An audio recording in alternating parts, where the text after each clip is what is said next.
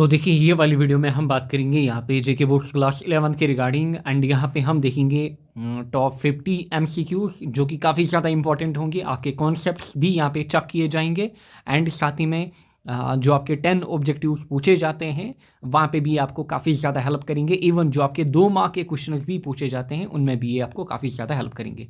Now already हमने जो physics का कोर्स है वन शॉट्स में कराया था लास्ट ईयर ही एंड काफ़ी बढ़िया स्कोर किया था। जो आपके सीनियर्स थे उन्होंने इन वीडियोस को देखे एंड ऑलरेडी हमेशा मेरा जो कंटेंट होता है मैं वही कंटेंट देता हूँ जो आपके एग्ज़ाम की लेवल से 5 स्टेप आगे होता है एंड चाहे आपका 11th हो या फिर आपका 12th हो, अदरवाइज़ मैं कंटेंट देता ही नहीं। जैसे कि बच्चे पूछते थे आप बायोलॉजी का अपलोड करो, केमिस्ट्री का, मैं वही चीज़ देता हूँ जिसमें मुझे होल्ड है कि इससे बाहर कुछ नहीं आएगा। जैसे टीचर्स ने आपको बायोलॉजी पढ़ाया था, अगर आपसे पेपर नहीं बना तो वो उन टीचर्स की रिस्पॉन्सिबिलिटी है। नाउ देखिए, अगर मैं बात करूँ यहाँ पे आपके फर्दर इसी प्ले लिस्ट की अगर मैं बात करूँ, आपको यहाँ पे देखिए ये वाला सेशन जो मैंने कराया है आप इसको देख सकते हो। देखिए top 1 and 2 mark question already इसी प्ले लिस्ट में आपको मिलेगा। लास्ट ईयर मैंने अपलोड किया हुआ है, उसमें आपको अलग शायद 65 क्वेश्चन मिलेंगे एंड ये वाले सेशन में आपको अलग 50 क्वेश्चन। फिर न्यूमेरिकल सेशन भी मैंने 3 कराए हैं, आप ये कर सकते हो एंड आई गारंटी आप पेपर में 70 आउट ऑफ 70 करके आओगे अगर आप ये चीज़ें फॉलो करोगे। नाउ देखिए पहला क्वेश्चन, यहाँ पे आपको क्वेश्चन के ऊपर ध्यान देना है एंड आप साथ में स्क्रीन को पॉज भी कर सकते हो एंड अपना स्कोर भी आप कमेंट सेक्शन में मेंशन करना है कि 50 में से आपने कितना स्कोर यहाँ पे किया। एंड अगर आपका स्कोर यहाँ पे 45 प्लस हो रहा है सो आप ये मानिए कि आप इजीली कल 70 आउट ऑफ 70 स्कोर करके आएंगे। अगर आपका 35 से 45 स्कोर हो रहा है सो आप 90 प्लस स्कोर करके आओगे डेफिनेटली। अगर आपका उससे नीचे है तो इट मीन्स कि आपकी प्रेपरेशन में थोड़ी लैगिंग है कॉन्सेप्ट्स में। नाउ ध्यान दीजिए, पहला क्वेश्चन यहाँ पे 1 astronomical unit is approximately equal to, बताइए एक एस्ट्रोनॉमिकल यूनिट जो हमारे पास होता है ये किसके बराबर होता है। अगर हम जो हमारा सोलर सिस्टम होता है या फिर अगर उसकी हम बात करें वहाँ पे जो अलग अलग चीज़ें हम यूज़ करते हैं लाइक एस्ट्रोनॉमिकल यूनिट हो गया, पारसेक हो गया, ये सब चीज़ें जो हमारे पास होते हैं these are basically the units regarding length, इनसे हम बेसिकली लेंथ मेजर करते हैं। अगर एक एस्ट्रोनॉमिकल यूनिट की बात करें, एक एस्ट्रोनॉमिकल यूनिट हमारे पास होता है सिंपली जो हमारी अर्थ है, फॉर एग्जांपल ये है सन, हमारी सन एंड अर्थ के बीच जो एवरेज डिस्टेंस है वो कितनी है। So average distance between sun and earth हमारे पास क्या होता है, हमारा एस्ट्रोनॉमिकल यूनिट। एंड बताइए एक एस्ट्रोनॉमिकल यूनिट कितना होता है, 1 AU जो हमारे पास होता है इट इज़ 150 मिलियन किलोमीटर, हमारे पास 150 million kilometre. Now parsec, question number 2, parsec is unit of measurement of, जो पारसेक हमारे पास होता है बताइए ये क्या है, मास का, डेंसिटी का, वॉल्यूम का, लेंथ का। So it is length. So ये हमारे पास क्या है, अगेन लेंथ का यूनिट हमारे पास, यानी कि लेंथ मेजर करने के लिए हमारे पास यूनिट एंड अगेन कहाँ पे यूज़ होता है हमारे पास सेलेस्टियल बॉडीज या फिर सोलर सिस्टम में। Next, surface tension has the units, बताइए force per unit area, force per unit length, force per unit volume या फिर नन। यहाँ पे आपको बताना है कि जो सरफेस टेंशन हमारे पास होता है, सरफेस टेंशन पढ़ा है आपने फ्लूइड मैकेनिक्स में, सरफेस टेंशन जो हमारे पास होता है एस या फिर सिग्मा, मैंने आपको बोला it is basically force per unit length हमारे पास। सो इसमें डायमेंशंस क्या यूनिट्स या फिर डायमेंशंस किनके होंगे, फोर्स पर यूनिट लेंथ के, मैंने एरिया टिक करा, so force per unit length के। Next, SI unit of universal gravitational constant G। So आपको पता है F जो हमारे पास होता है that is G m1 m2 divide by r square, यहाँ से आप G निकालिए that will be equal to FR square divide by m1 m2। So force का न्यूटन, अच्छा R यहाँ पे डिस्टेंस यानी कि मीटर, ऊपर स्क्वायर, नीचे m1 m2 यानी कि 2 मैसेस यानी कि kg square. So newton metre square kg square यानी कि newton metre square kg square यानी कि per kg square basically. Next, which of the following is a dimensionless, which of the following is basically dimensionless quantity, यहाँ पे बताइए dimensionless. Universal gravitational constant ऊपर हमने देखा, इसके यूनिट ये बनते हैं, रिलेटिव परमिटिविटी, रिलेटिव वेलोसिटी, जो रिलेटिव वेलोसिटी है इसमें हमारे पास सिंपली जो डायमेंशंस होते हैं या फिर यूनिट्स होते हैं they are of velocity. Planck's constant already आपको पता होगा, E is equal to H nu, again ये एग्जामिनर का फेवरेट है, E is equal to H nu, यहाँ से आप H is equal to E by nu निकालोगे, ऊपर एनर्जी नीचे फ्रीक्वेंसी। सो इसमें भी आपको क्या मिलेंगे, यूनिट्स एंड डायमेंशन। जो रिलेटिव परमिटिविटी होता है ये क्या होता है, it is basically dimension less. ये आप कहाँ पे पढ़ोगे, ये आप अपकमिंग क्लास 12th में पहले ही यूनिट में पहले ही टॉपिक में जब आप कूलम्स लॉ पढ़ोगे वहीं पे आप देखोगे रिलेटिव परमिटिविटी हमारे पास क्या होता है, एप्सिलॉन अपॉन एप्सिलॉन नॉट, वहीं पे आप देखोगे ये चीज़ होती क्या है। सो ये हमारे पास क्या है, डायमेंशन लेस। बाकी चीज़ें आपने क्लास 11th में पढ़ी है, ग्रेविटेशनल कांस्टेंट भी, रिलेटिव वेलोसिटी भी, प्लैंक्स कांस्टेंट भी, आप इजीली इस क्वेश्चन को कर पाते।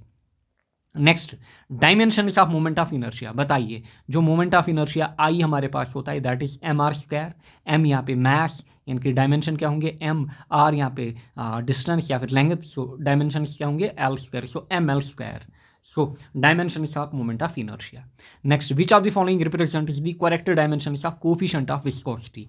जो कोफिशिएंट ऑफ विस्कोसिटी हमारे पास होता है जब आप स्टोक्स लॉ पढ़ते हो, स्टोक्स लॉ जब आप पढ़ते हो वहाँ पे बेसिकली आप देखते हो, अच्छा, या फिर स्टोक्स लॉ में भी इन्वॉल्व है, या फिर पहले ही न्यूटन्स लॉ हम देखते हैं, Newton's law of viscosity, Newton's law of viscosity, basically वहीं पे आप इसकी डेरिवेशन देखते हो।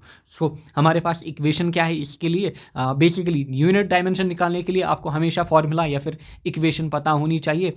सो अगेन हमारे पास बेसिकली जब हम स्ट्रेस निकालते हैं, फोर्स अपॉन एरिया, वो हमारे पास होता है माइनस मीटा du अपॉन dx या फिर du upon dy।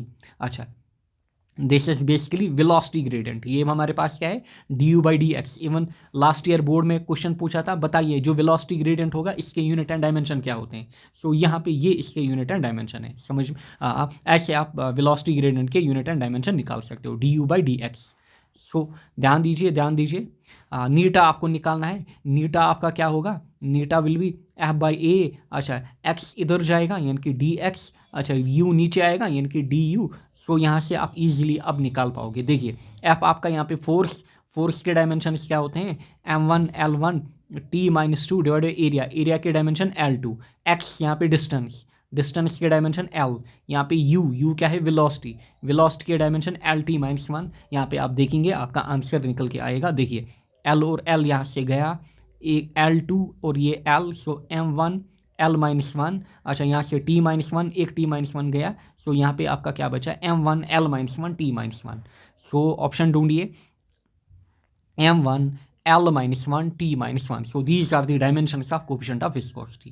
Next, dash is a physical quantity amount that can never be negative. बताइए, distance, acceleration, force, velocity, basic class से आपने पढ़ा होगा, इनमें से कौन सी क्वांटिटी नेगेटिव नहीं हो सकती। इट इज़ बेसिकली डिस्टेंस, ये हमारे पास स्केलर क्वांटिटी होती है।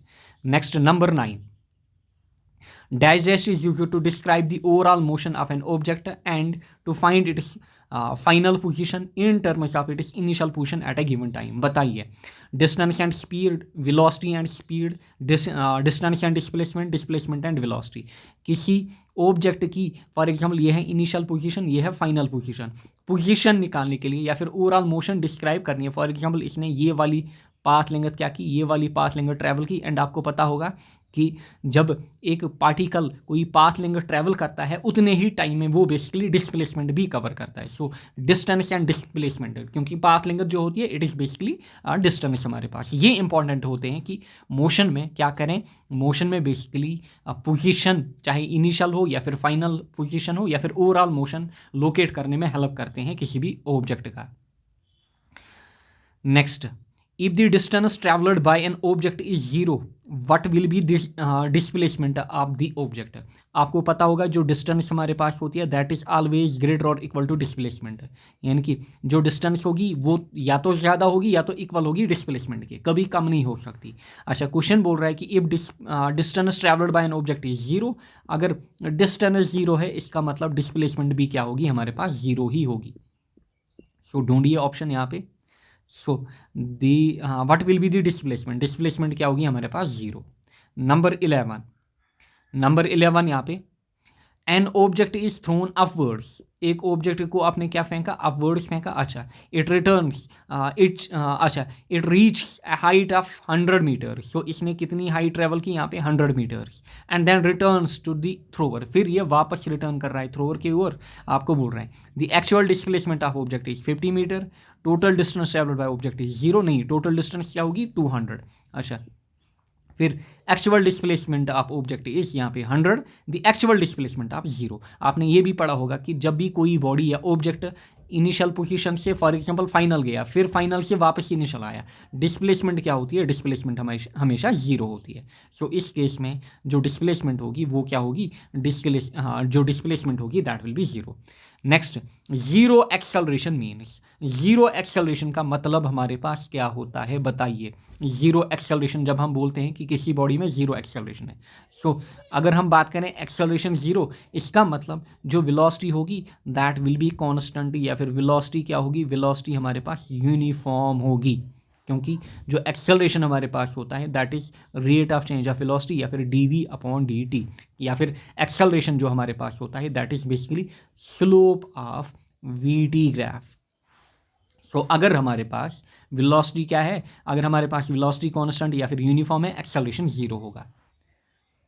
Next, the speed of an object falling freely is an example of, बताइए जो स्पीड होती है किसी भी ऑब्जेक्ट की falling freely is an example of, बताइए किसकी एग्जाम्पल होती है, rectangular motion, uneven accelerated motion, uniform accelerated motion. So it is basically uniform accelerated motion. Next, the first equation of motion shows the relationship between, बताइए जो पहली equation हमारे पास होती है मोशन की वो क्या शो करता है हमारे पास। तो हमारे पास पहली इक्वेशन है v equal to U plus A T, दूसरी इक्वेशन है S is equal to U T plus 1/2 of A T square, and जो थर्ड इक्वेशन है that is V square minus U square is equal to 2as। बताइए पहली equation, बताइए हमारे पास जो पहली इक्वेशन है ये क्या शो करती है। जो पहली इक्वेशन है ये बेसिकली वेलोसिटी एंड टाइम के बीच रिलेशन शो करती है। अच्छा, जो दूसरी इक्वेशन हमारे पास है ये बेसिकली पोजीशन एंड टाइम के बीच रिलेशन शो करती है। जो थर्ड इक्वेशन हमारे पास है ये बेसिकली पोजीशन एंड वेलोसिटी के बीच हमारे पास रिलेशन शो करती है। पोजीशन मतलब यहाँ पे डिस्प्लेसमेंट मानिए आप। सो ये चीज़ें भी याद रखिएगा। सो यहाँ पे बोल रहा है कि first equation of motion shows the relationship between velocity and time. So velocity and time आपका, these are very basic question, at least ये चीज़ें आपको पता होनी चाहिए। अगर आपने अपना 11th पढ़ा है, चाहे आप नीट ही आपने क्यों नहीं पढ़ा है, क्योंकि ये basically competitive exam based question हैं। ये क्वेश्चन तो आपको आने चाहिए। नाउ ध्यान दीजिए, position time graph for a motion with zero acceleration is, बताइए इनमें से आपको क्या दिया गया है। पोजीशन टाइम ग्राफ्स आपको दिए गए हैं, आपको बताना है कि position time graph for motion with zero acceleration. ध्यान दीजिए, देखिए एक तो हमारे पास होती है डिस्प्लेसमेंट, डिस्प्लेसमेंट हमारे पास होती है function of time. For example आपको ऐसे दिया जो डिस्प्लेसमेंट है it is 3d cube plus 3t metre for example. फिर आप वेलोसिटी निकालते हो, वेलोसिटी आप कैसे निकालते हो, अच्छा rate of change of displacement. फिर आप एक्सेलरेशन निकालते हो, एक्सेलरेशन आप कैसे निकालते हो, rate of change of velocity. So basically आपको दिया गया है पोजीशन टाइम ग्राफ, आपको बताना है कि जीरो एक्सेलरेशन किस में होगी। एंड ऑलरेडी मैंने आपको ऊपर बोला जहाँ पे हमारी वेलोसिटी यूनिफॉर्म होगी या फिर कांस्टेंट होगी, हमारी एक्सेलरेशन वहाँ पे क्या होती है, हमारी एक्सेलरेशन वहाँ पे ज़ीरो होती है। सो बताइए इन ग्राफ्स में आपको कहाँ पे दिख रहा है कि हमारे पास जो वेलोसिटी है वो यूनिफॉर्म है। सो ऑप्शन सी में क्लियरली आपको दिख रहा है। मे बी कुछ लोग ये भी टिक करेंगे दिस इज रॉन्ग, क्योंकि ये क्या प्रिडिक्ट कर रहा है, ये प्रिडिक्ट कर रहा है कि बॉडी इज एट रेस्ट। ये ग्राफ आई होप आपने ग्राफिकल ट्रीटमेंट अच्छे से पढ़ा होगा, मैंने पढ़ाया हुआ भी है। सो ये चीज़ क्या प्रिडिक्ट करती है या फिर डिपिक्ट करती है, ये चीज़, ये ग्राफ ये डिपिक्ट कर रहा है कि बॉडी इज एट रेस्ट। ये वाला ग्राफ, ये ग्राफ क्या डिपिक्ट कर रहा है, body is moving with uniform velocity and that is possible along a straight line. And therefore अगर बॉडी यूनिफॉर्म वेलोसिटी से मूव कर रही है, एक्सेलरेशन क्या होगा, जीरो। सो ऑप्शन सी हमारा। नेक्स्ट, अगेन देखिए कितने ब्यूटीफुल क्वेश्चन हैं यहाँ पे। Now which of the following cannot B speed time graph, बताइए इनमें से कौन सा ग्राफ स्पीड टाइम ग्राफ नहीं हो। अच्छा, which of the following cannot be, अच्छा स्पीड टाइम ग्राफ इनमें से कौन सा नहीं होगा। अच्छा, graph A B C D E, आपको 5 ग्राफ्स दिए गए हैं, आपको बोल रहा है कि कौन सा स्पीड टाइम ग्राफ नहीं होता है। अगर आप ग्राफ ए देखोगे, ग्राफ ए कुछ हमारे पास यूं दिया गया है। ग्राफ ए हमारे पास एक साइड वेलोसिटी या फिर स्पीड आप मानिए, दूसरी साइड टाइम। देखिए, अगर आप देखोगे फॉर एग्जांपल ये टाइम मैं सिलेक्ट करूँगा, let this is time t1, ये हमारे पास है टाइम t2, ये होगा टाइम t3। नाउ अगर आप ये टाइम देखोगे, इस टाइम पे क्या हो रहा है, यहाँ पे आपको एक अलग वेलोसिटी निकल के आ रही है, यहाँ पे आपको एक दूसरी वेलोसिटी निकल के आ रही है। सो एक ही सेम टाइम पे, ध्यान दीजिए, एक सेम टाइम पे क्या हो रहा है, एक ही सेम टाइम पे आपके पास दो अलग वेलोसिटीज निकल के आ रही हैं, and that is not possible. So therefore ये हमारा करेक्ट होगा। एंड ऑप्शन देखिए, अच्छा, B and D, C and E, D only, A only. So option D हमारा होगा, that is A only, can not be. ये ग्राफ पॉसिबल नहीं है, बेसिकली वेलोसिटी टाइम ग्राफ जो दिया गया है। समझ में आया होगा। Next, a body starts from rest and moves with uniform acceleration, which of the following graphs represents its motion। बोल क्या रहा है, एक बॉडी रेस्ट से स्टार्ट कर रही है and moves with uniform acceleration. So simply we graph आपको दिया गया है यूनिफॉर्म एक्सेलरेशन के लिए, ये ग्राफ होगा, क्योंकि बेसिकली एक्सेलरेशन यहाँ पे क्या है, कांस्टेंट, क्योंकि वी ग्राफ का स्लोप आपको क्या देगा, इसका जो tan ऑफ थीटा होगा that will be equal to acceleration. Next, number 18, which of the following curve does not represent motion in 1D। बताइए, 1 डायमेंशनल मोशन में इनमें से कौन सा ग्राफ यहाँ पे मोशन को रिप्रेजेंट नहीं कर रहा है, ए बी सी डी, बताइए यहाँ पे। सो अगर आप देखोगे ऑप्शन बी के ऊपर, अगेन फॉर एग्जांपल यहाँ पे मैं कोई टाइम लेट कोई भी इंस्टेंट मैं यहाँ पे सिलेक्ट कर रहा हूँ, मैंने ये t1 सिलेक्ट करा। नाउ यहाँ से आपको कर्व ड्रा करना होगा, ऐसे मैंने यहाँ पे ड्रा करा। नाउ यहाँ से देखिए, इस टाइम पे ये जो सेम टाइम हमारे पास है, ये वाला सेम टाइम, इस सेम टाइम पे एक तो यहाँ पे वेलोसिटी कुछ आ रही होगी एंड दूसरा यहाँ पे कुछ वेलोसिटी आ रही होगी। सो सेम टाइम पे दो वेलोसिटीज आ रही हैं, ऐसा पॉसिबल नहीं होता है। Therefore, this cannot be the graph in 1 dimension. Next, the displacement time graph for a moving particle is shown below. The instantaneous velocity of particle is negative at the point। बताइए instantaneous velocity आपको निकालनी है। आपको क्या दिया गया है, displacement time graph। velocity जब आप निकालोगे that is dx upon dt, यानी कि that is basically जो velocity होगी that will be slope of xt graph, यानी कि पोजीशन टाइम ग्राफ। सो अगर आपको किसी भी पॉइंट पे क्या करना है, किसी भी पॉइंट पे वेलोसिटी निकालनी है, आप क्या करिए, वहाँ पे टेंजेंट ड्रा करिए।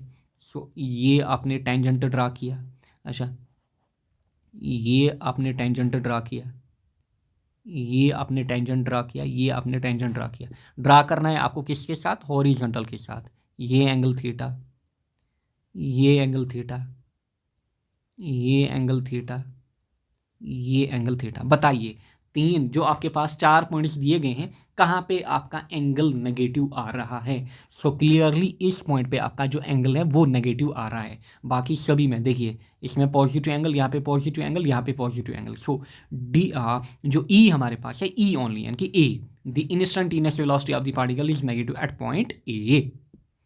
आगे बढ़ते हैं, बताइए, the horizontal range and maximum height of a projectile are equal, the angle of projection of the projectile is।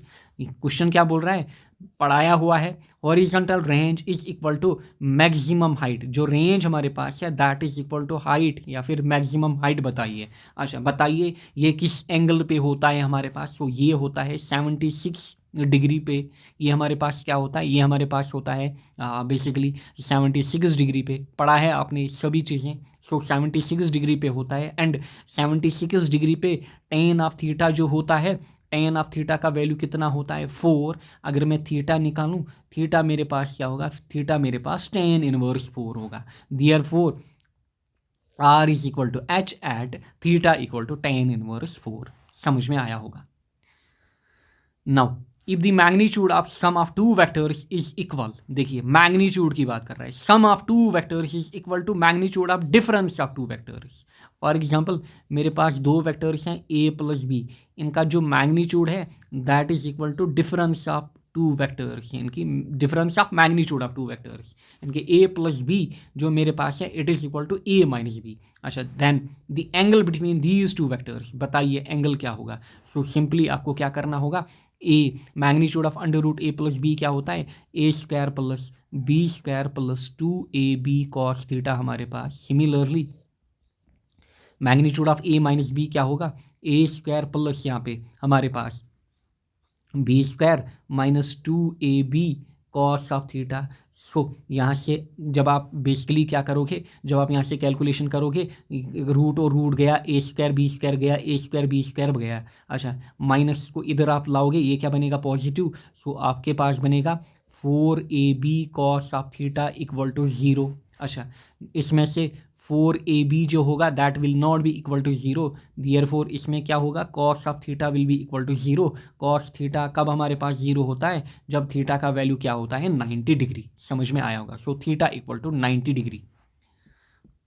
Now जो ऑब्जेक्टिव्स आपके पेपर में आप बोल रहे होंगे इस सर ने यहाँ पे नीट के क्वेश्चन क्यों लिए हैं, ये जो क्वेश्चन मैंने लिए हैं दीज आर नीट के क्वेश्चन, यहाँ पे आपके JKCET के क्वेश्चन, आपके बोपी के क्वेश्चन, आपके कॉस्ट के क्वेश्चन यहाँ पे मैंने सारे लिए हैं। अगर आप देखोगे लास्ट ईयर ही मैंने प्रिडिक्ट किया है कि किया था, क्योंकि लास्ट ईयर पैटर्न चेंज हुआ था एंड मैंने पहले ही प्रिडिक्ट किया था कि जो 10 MCQs आपसे पूछे जाएंगे they will be copy pasted of NEET JKCET बोपी वगैरह, एंड वही हुआ। नाउ सेम इस साल भी होगा। नाउ देखिए a particle A is dropped from a height and another particle B is projected in horizontal direction. For example ये हमारे पास है कोई हाइट यहाँ पे, दिस इज यहाँ पे ग्राउंड, यहाँ से एक ऑब्जेक्ट को ऐसे नीचे फेंका गया एंड दूसरे ऑब्जेक्ट को ऐसे हॉरिजॉन्टली प्रोजेक्ट किया गया with some velocity v।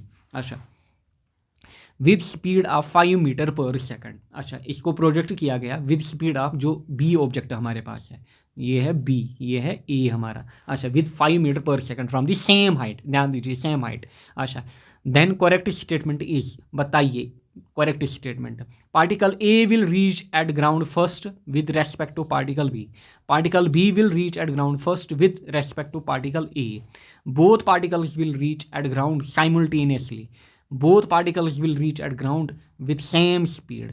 So basically आपने दो कॉन्सेप्ट यहाँ पे इन्वॉल्व हैं हमारे पास। एक तो जो टाइम वाली इक्वेशन आपने पढ़ी होगी, टाइम की इक्वेशन हमारे पास होती है इनकी कितना टाइम लगा किसी बॉडी को नीचे आने में, इट इज़ बेसिकली √2h/g, ये भी मैंने बताया हुआ है। या फिर आप दूसरा कॉन्सेप्ट भी यहाँ पे यूज़ कर सकते हो कि ये जो भी बॉडी है इसको बेसिकली इसको वेलोसिटी दी गई है हॉरिजॉन्टल डायरेक्शन में, अगर इसको वर्टिकल डायरेक्शन में देते तब वेलोसिटी में चेंज आता, बट इसको हॉरिजॉन्टली दिया गया है। सो देयरफॉर इसकी स्पीड में यहाँ पे कोई भी चेंज नहीं आएगा, यानी कि जो इसका वर्टिकल मोशन होगा उसमें चेंज नहीं आएगा। सो सेम हाइट से दोनों आ रहे हैं, देयरफॉर दोनों क्या करेंगे, सेम टाइम पे रीच करेंगे ground. So both particles will reach at ground simultaneously. Now next 23, two projectiles of same mass with same velocity, same mass, same velocity are thrown at angle 60 degree and 30 degree with the horizontal। अच्छा then which will remain same, इनमें क्या same होगा, दो projectiles में same क्या होगा, एक को हमने अच्छा 60 डिग्री पे फेंका एंड दूसरे को हमने फेंका 30 डिग्री पे। अब इन दोनों में सेम क्या होगा, time of flight, range of projectile, maximum height, या फिर all of them. Now basically आपको पता होगा जो हमारे पास बेसिकली रेंज होता है, पढ़ा है हमने ये भी, रेंज इज सेम फॉर, बताइए दो एंगल्स के लिए, थीटा एंड 90 माइनस थीटा के लिए रेंज जो हमारे पास होता है दैट इज सेम। अच्छा फॉर एग्जांपल एक एंगल हमारा कितना 60, अगर थीटा 60, 90 माइनस थीटा क्या होगा, 90 माइनस 60 जो होगा दैट विल बी 30, यानी कि एक 60 दूसरा 30। सो इस केस में रेंज जो होता है that is same. So range of projectile क्या होगा, सेम। अच्छा when a body moves with a constant speed along a circle, बताइए जब एक बॉडी जो है वो कॉन्स्टेंट स्पीड से क्या करती है, एक सर्कल के अराउंड मूव करती है, बताइए उसमें क्या होता है, no work is done on it, no acceleration is produced in it, its velocity remains constant. अच्छा no force acts on it, basically होता क्या है यहाँ पे, बेसिकली जो वेलोसिटी का कंपोनेंट है या फिर डायरेक्शन जो है वो कंटिन्यूसली चेंज होती है। सो बॉडी एक्सेलरेट करती है क्योंकि basically because of it is direction, आप यहाँ पे मानिए। अच्छा देयरफॉर एक्सेलरेशन यहाँ पे प्रोड्यूस होती है एंड यहाँ पे जो एक्सेलरेशन लगती है इनवर्ड में उसको हम बोलते हैं बेसिकली सेंट्रीपिटल एक्सेलरेशन, AC। अच्छा फिर मेन चीज़ जो यहाँ पे है, जब एक बॉडी कांस्टेंट स्पीड से एक सर्कल के अराउंड मूव करती है, सो इस केस में जो वर्क डन होगा that will be 0। So no work will be done on it, so कोई भी वर्क यहाँ पे नहीं होगा। वेट ए सेकंड, कॉल आ रही है, कोई बात नहीं, मैं आपको यहीं से कॉल करूँगा। ओके ओके, नाउ देखिए, सो इस केस में जो वर्क डन होगा that will be zero. Next, according to kinetic theory of gases at absolute zero of temperature, यानी कि एब्सोलूट टेम्परेचर जिसको हम बोलते हैं या फिर एब्सोलूट जीरो टेम्परेचर, उसमें क्या होता है, सिंपली वेलोसिटी जीरो होती है पार्टिकल्स की। अगर velocity zero, kinetic energy zero, therefore molecular motion जो होगा दैट स्टॉप्स। अच्छा, first law of thermodynamics is consequence of conservation of. So first law of thermodynamics जो हमारे पास होता है बेसिकली एनर्जी के आधार पे है हमारे पास। अच्छा, फिर for production of beats the two sources must have. देखिए, जब हमने सुपरपोजिशन प्रिंसिपल पढ़ा था, सुपरपोजिशन, देखिए सुपरपोजिशन में हमने तीन चीज़ें देखी हैं। एक तो हमारे पास इंटरफेरेंस फिनोमेना होती है जो आप क्लास 12th में ऑप्टिक्स में अगेन पढ़ोगे डिटेल्ड वे में। अच्छा, फिर हमारे पास स्टेशनरी वेव्स का कॉन्सेप्ट। अच्छा, फिर हमारे पास बीट्स का कॉन्सेप्ट। अच्छा, होता क्या है इनमें, जो हमारे पास इंटरफेरेंस की अगर मैं बात करूं, यहाँ पे फ्रीक्वेंसी इक्वल होती है, यानी कि न्यू, यहाँ पे फ्रीक्वेंसी हमारे पास इक्वल होती है, बट यहाँ पे जो डायरेक्शन होती है दो वेव्स की अगर हम बात करें, यहाँ पे सेम, यहाँ पे अपोजिट। अच्छा, बीट्स की अगर हम बात करें, यहाँ पे आप बेसिकली आप बता सकते हो कि जो फ्रीक्वेंसी होती है that is not equal, that is nearly equal, क्योंकि हमने देखा था एक की फॉर एग्जांपल अगर 202 हर्ट्स है, दूसरे की क्या होगी, लेट 198 हर्ट्स, यानी कि ज़्यादा गैप नहीं होनी चाहिए। सो इसको आप बोल सकते हो कि नियरली इक्वल फ्रीक्वेंसीज या फिर स्लाइटली डिफरेंट फ्रीक्वेंसीज, जब दो वेव सुपर इम्पोज करती है वहाँ पे बीट्स फिनोमेना अराइज होती है। So slightly different frequencies. So देखिए, for production of beats the two source must have different frequencies, यानी कि बेसिकली थोड़ी डिफरेंस तो है, बट अगर थोड़ा ही है बट डिफरेंस तो है, बट एम्पलीट्यूड इनका काम यहाँ पे नहीं है, एम्पलीट्यूड वगैरह का या फिर फेज का। Next, the smallest value which is measured, may be आपको क्वेश्चन अच्छे से नहीं दिख रहा होगा, मैं इसको थोड़ा मतलब मैं आपके लिए रीड भी करूँगा। The smallest value which is measured using an instrument is known as. जो स्मॉलेस्ट वैल्यू होता है जो आप एक इंस्ट्रूमेंट से मेजर कर सकते हो, इसको हम क्या बोलते हैं, absolute count, least count, round off value, minimum count. So ये क्या होता है हमारे पास, it is basically least count, जो आप मिनिमम वैल्यू मेजर करते हो। फॉर एग्जांपल आपके पास स्केल है, जो स्केल आपके पास है 15 सेंटीमीटर वाली या फिर 30 सेंटीमीटर वाली, वो मिनिमम कितना मेजर कर सकती है, वो मिनिमम बेसिकली हमारे पास एमएमएस में मेजर कर सकती है, इतना तो आपको पता होगा। अच्छा, उससे कम नहीं, नैनोमीटर या फिर पिकोमीटर वो मेजर नहीं कर सकती। फिर the point when the fluid comes to rest is called as. बताइए, जो फ्लूइड, जब आपने फ्लूइड मैकेनिक्स पढ़ा, फॉर एग्जांपल जब हम किसी बॉडी का मोशन देखते हैं, फॉर एग्जांपल एक जेट हमारे पास है, ये जेट जो है ये इधर की ओर मूव कर रहा है, सो इस पे लगने वाला जो फोर्स होगा ईयर का वो ऐसे होगा। इसमें दो ऐसे पॉइंट्स होते हैं, एक ये वाला पॉइंट, एक ये वाला पॉइंट, दूसरा ये वाला पॉइंट। ये दो ऐसे पॉइंट्स होते हैं जहाँ पे जो ईयर इस पे लग रहा है या फिर ईयर का जो रेजिस्टेंस हो रहा है या फिर ईयर जो इस पे लग रहा है वो बेसिकली रेस्ट पे होता है, इन दो पॉइंट्स पे। इन दो पॉइंट्स की अगर मैं बात करूं, सो बेसिकली इन दो पॉइंट्स पे जो फ्लूइड हमारे पास होता है that is at rest, and इस पॉइंट को हम क्या बोलते हैं, stagnation point. Next, zeroth law of thermodynamics helped in the creation in which scale. Zeroth law ने किस में हेल्प किया, बताइए, heat energy, internal energy, pressure या फिर टेम्परेचर। जो जीरोथ लॉ हमारे पास है ही डिफाइनड बेसिकली, या फिर जीरोथ लॉ जो है वो डिफाइन करता है टेम्परेचर को। Next, the first law of thermodynamics states that energy can not be created nor destroyed. आगे बढ़ते हैं, second law of thermodynamics gives the definition. आप बताइए, जो सेकंड लॉ हमारे पास है ये किस चीज़ की डेफिनेशन आपको देता है, एंट्रोपी, एंथैल्पी, प्रेशर या फिर इंटरनल एनर्जी। सो ये बेसिकली आपको एंट्रोपी डिफाइन करके देता है। Number 33, when a body is dropped from a tower then there is an increase in it. जब एक बॉडी क्या करेगी, जब एक बॉडी को हम ड्रॉप करेंगे टावर से, सो होता क्या है, इसकी वेलोसिटी इंक्रीज हो जाती है या फिर इसकी काइनेटिक एनर्जी इंक्रीज हो जाती है। सो वेलोसिटी इंक्रीज, यानी कि जब भी एक बॉडी ऊपर से नीचे की ओर आएगी।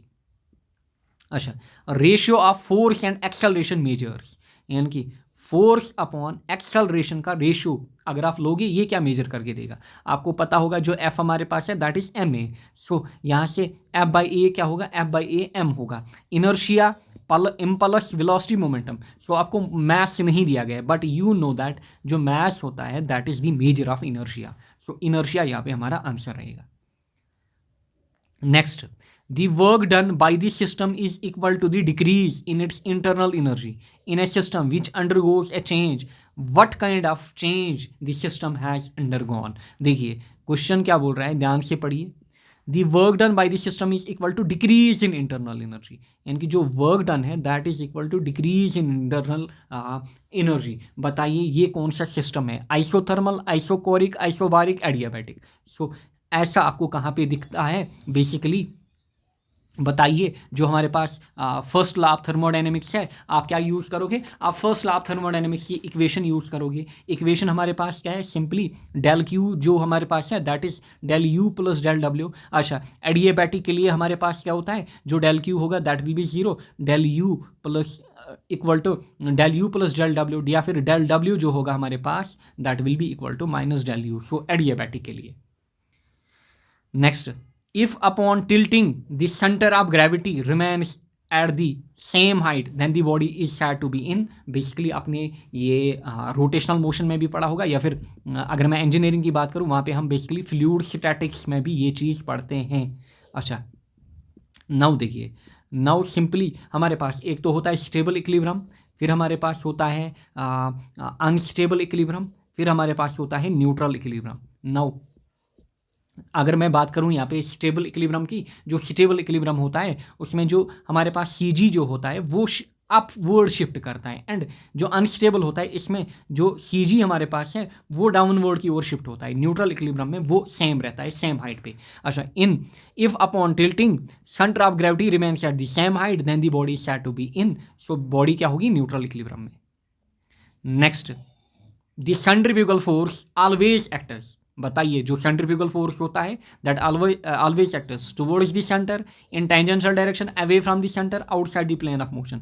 सो जो हमारे पास सेंट्रीफ्यूगल की बात कर रहा है, सेंट्रीपिटल की नहीं, सेंट्रीफ्यूगल, यानी कि जो बॉडी को यानी कि सर्कल से बाहर ले जाना चाहता है या फिर उसके रेडियस से बाहर धकेलना चाहता है, यानी कि जिसके कारण फॉर एग्जांपल करो में एक्सीडेंट होते हैं जिस फोर्स के कारण, that is basically pseudo force. अच्छा, that always acts away from the centre.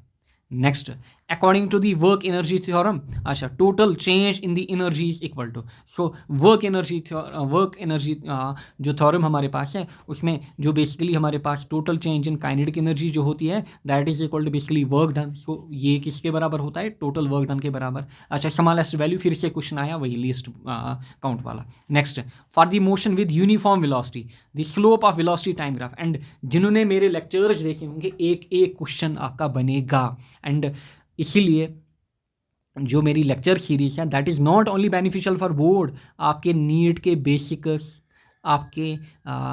आपके नीट के ऑलमोस्ट 50% बेसिक्स वहाँ से क्लियर होंगे। आपका जो बोपी वाला एग्ज़ाम है बस मेरे लेक्चर से निकल जाएगा, आपका जो कॉस्ट वाला एग्ज़ाम है बस मेरे लेक्चर से निकल जाएगा, आपका जो JKCET वाला एग्ज़ाम है मेरे बोर्ड के लेक्चर से निकल जाएगा। ये बात है। Now, for the motion with uniform velocity, the slope of velocity time graph is equal to, बताइए for the motion with uniform velocity बात कर रहा है कि ध्यान दीजिए, for motion with uniform velocity the slope of velocity time graph।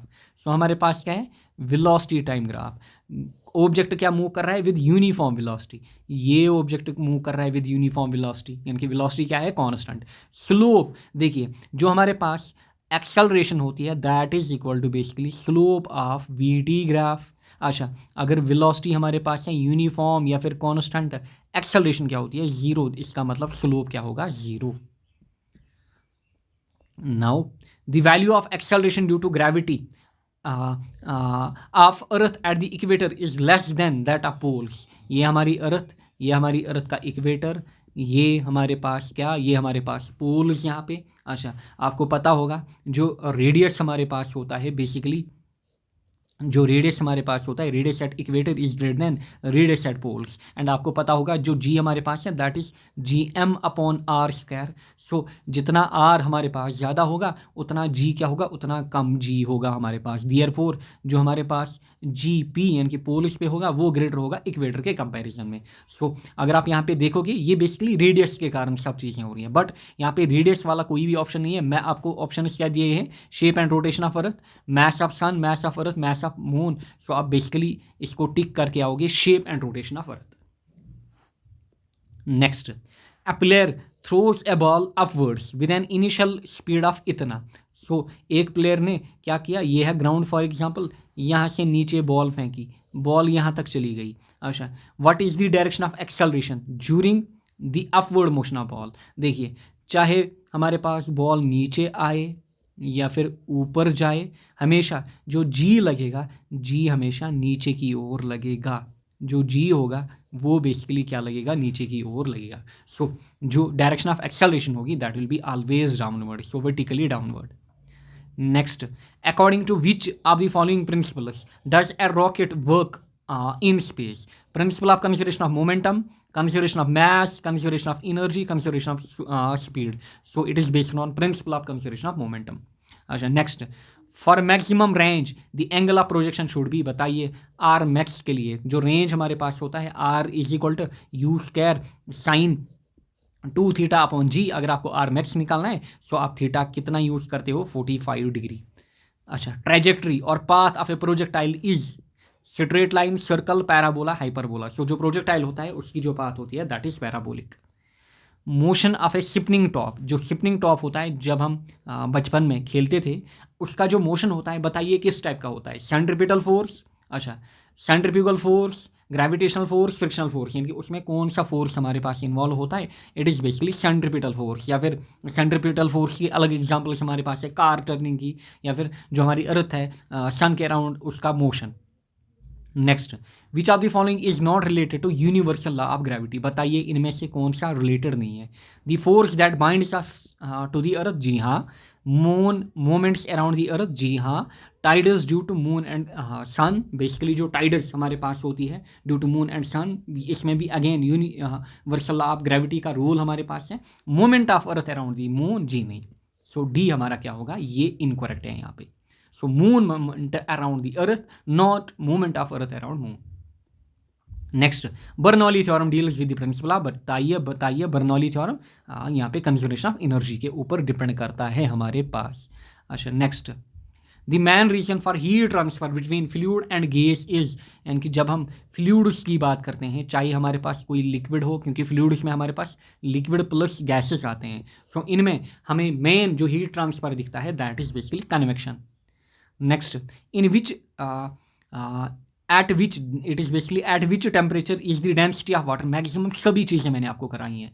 सो ये हमारे पास डेंसिटी, ये हमारे पास टेम्परेचर, ये मैंने आपको कर्व दिखाया था, ये है बेसिकली मैक्सिमम डेंसिटी एंड किस टेम्परेचर पे होती है, 4 डिग्री सेल्सियस पे। एंड कितनी होती है मैक्सिमम डेंसिटी, 1000 kg/m³ किसकी, वाटर की। सो ऑप्शन डी हमारा यहाँ पे करेक्ट रहेगा। एंड आई होप आपने अच्छा स्कोर किया होगा एंड आप मेंशन करिएगा कि 50 में से आपने कितना स्कोर किया है, एंड आपका रिवीजन यहाँ से बढ़िया हुआ होगा। एंड आपके लिए बेस्ट ऑफ लक। एंड अब आपका जो 11th है वो ये मानिए it is done and dusted now. अब आपका 12th होगा। ये है हमारी प्ले लिस्ट, बिल्कुल यूट्यूब पे ओपन रहेगी। जिसको खाली बोर्ड्स का पढ़ना है वो पढ़ सकता है, जिसको बोर्ड प्लस नीट के बेसिक 50% कॉन्सेप्ट, सिकॉस्ट हो गया, या फिर अदर चीज़ें बोपी वगैरह वो भी साथ में सीखना है, या फिर कैलकुलेशन, स्पेशली कैलकुलेशन भी आपको खतरनाक बनानी है, तब आप हमारा कोर्स ले सकते हो। अदरवाइज अगर आपको खाली बोर्ड्स में 70 आउट ऑफ 70 लाने हैं, it is more than enough. इससे बढ़िया प्लेलिस्ट आपको JNK में यूट्यूब पे नहीं मिलेगी। आप सर्च करके देखिएगा, आप सर्च मारिएगा। ये है पहला वीडियो हमारा यहाँ पे इस साल, क्योंकि हर साल फिजिक्स का पेपर टफ आता है, इस साल भी आया। यहाँ पे हमारे स्टूडेंट्स का रिव्यू आपको मिलेगा जिनने पूरी प्लेलिस्ट देखी थी। नाउ इन्वायरमेंट अगेन देखिए, इससे बाहर कुछ नहीं आएगा, ना ही इतना कोई कंटेंट JNK में दे सकता है, आई गारंटी। इतना मैं गारंटी दूंगा। सेम विथ फिजिकल एजुकेशन, जे में आपको कोई भी इतना कंटेंट नहीं देगा इतना डिटेल्ड वे में, क्योंकि मैं वही चीज़ कराता हूँ जो मुझे मैं वही चीज़ कराऊंगा जो मुझे डिटेल्ड वे में करानी होगी। इसलिए अभी तक मैंने केमिस्ट्री नहीं कराई, या फिर फॉर एग्जांपल बायो के साथ तो मेरा कोई लेना देना ही नहीं है। अगर मुझे व्यूवर्स चाहिए होते या फिर कुछ और, मैं बायो के मॉडल पेपर्स लाता या फिर गैस वगैरह देता। मैं ऐसी बकचोदी नहीं करता हूँ। मेरी एक ही बात होती है, सीधी बात, नो बकवास। ड्रामाबाजी, नौटंकीबाजी, वीडियो में रील्स बनाना, मेरे को ये चीप चीज़ें लगती हैं। So I don't do these things. बस पढ़ाई एंड सीरियसली, बस पढ़ाई ख़त्म करो, उसके बाद ज़िंदगी में ऐश ही ऐश। उसके बाद आप जो भी करो, आप बकचोदी करो, कुछ करो, फिर लाइफ आपके पास ओपन है। सो ये आपको केवल और केवल फॉलो करने हैं, इससे बाहर आपका कुछ नहीं आएगा, ना ही इससे ज़्यादा कंटेंट आपको जे में देगा कोई, क्योंकि पूरा यूट्यूब मैंने छान के देखा है, या फिर जो मेरे स्टूडेंट्स हैं उन्होंने भी देखा हुआ है। नाउ आपके पास ये भी बेनिफिशियल है कि ये वाला सेशन भी आप अटेंड करके जाइएगा, जो ऑलरेडी मैंने लास्ट ईयर अपलोड किया है। इसमें शायद 65 क्वेश्चन मिलेंगे, आपको काफ़ी ज़्यादा बेनिफिट होगा। आपके 1 मार्क 2 मार्क यहीं से डेफिनेटली आपको दिखेंगे, कॉन्सेप्ट स्पेशली, एंड आप एग्जाम में 4 के आओगे 70 out of 70। Thank you all, best of luck.